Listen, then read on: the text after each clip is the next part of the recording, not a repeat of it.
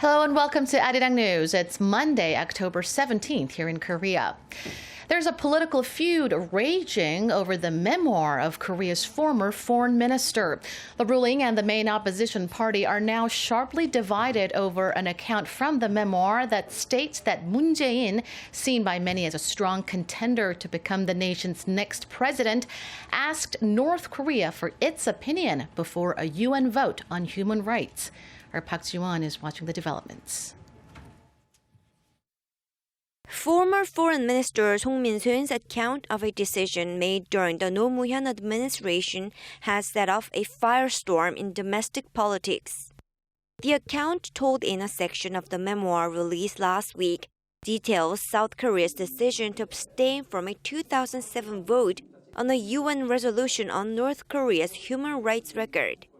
Based on Song's account, Moon Jae-in, who was the chief of staff to the late president at the time, reportedly proposed that South Korea ask for North Korea's opinion on the matter before the vote.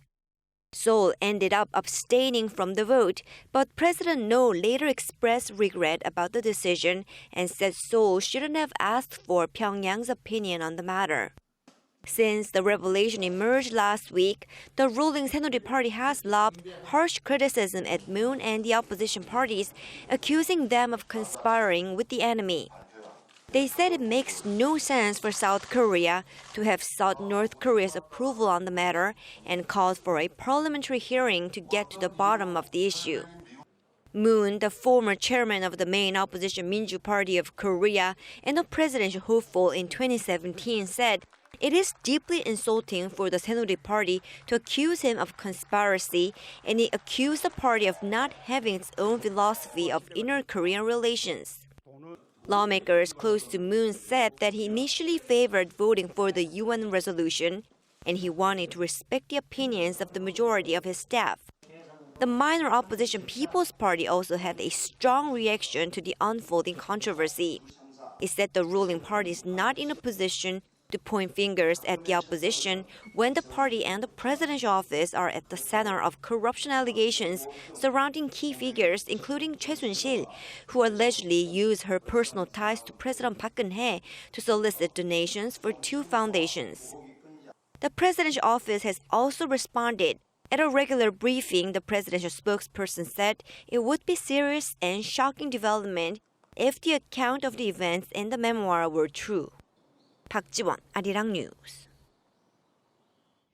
Korea and Denmark will soon hold a summit here in Seoul with their talks focusing on green growth initiatives. Next Tuesday, President Park Geun-hye will sit down with Danish Prime Minister Lars Løkke Rasmussen, who will be on a 4-day visit to Korea. Rasmussen chaired the Global Green Growth Institute from 2012 to 2014.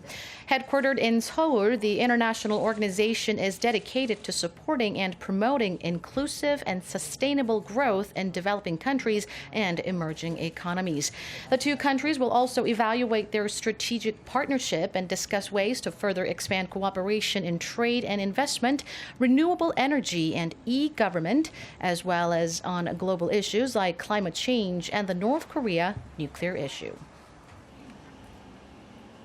Now to Seoul and Washington's efforts to rein in North Korea. The two allies are set for high-level talks in Washington this week, where they will seek to enhance their extended deterrence against Pyongyang's nuclear threats. At the security consultative meeting set for Thursday, South Korea's Defense Minister Han Min-gu and U.S. Secretary of Defense Ashton Carter are likely to discuss the deployment of more U.S. strategic weaponry to the peninsula to deter further North Korean provocations.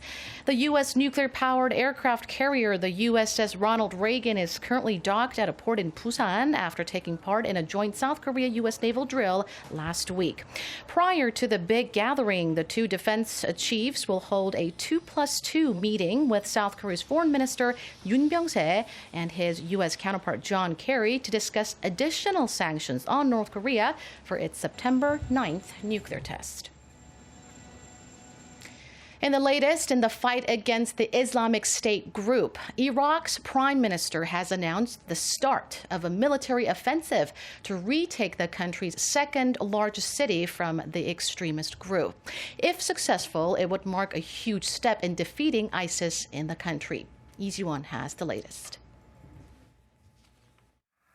The long-awaited operation to retake the Iraqi city of Mosul from the Islamic State group has begun.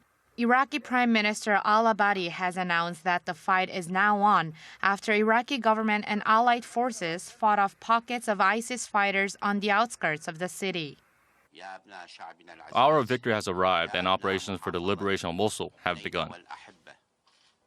Backed by the U.S.-led coalition against ISIS, the Iraqi military and popular mobilization units, composed of some 40 militias, have been moving toward Mosul and preparing for this battle for more than 15 months. The Iraqi-led forces took back the surrounding areas of the city one by one, such as the town of Sharkat, blocking the militant group's supply and escape routes. The Iraqi Air Forces dropped leaflets overnight, telling residents not to panic and to seal their doors and windows, warning the offensive was imminent. Mosul is Iraq's second largest city and has been under ISIS control since June 2014.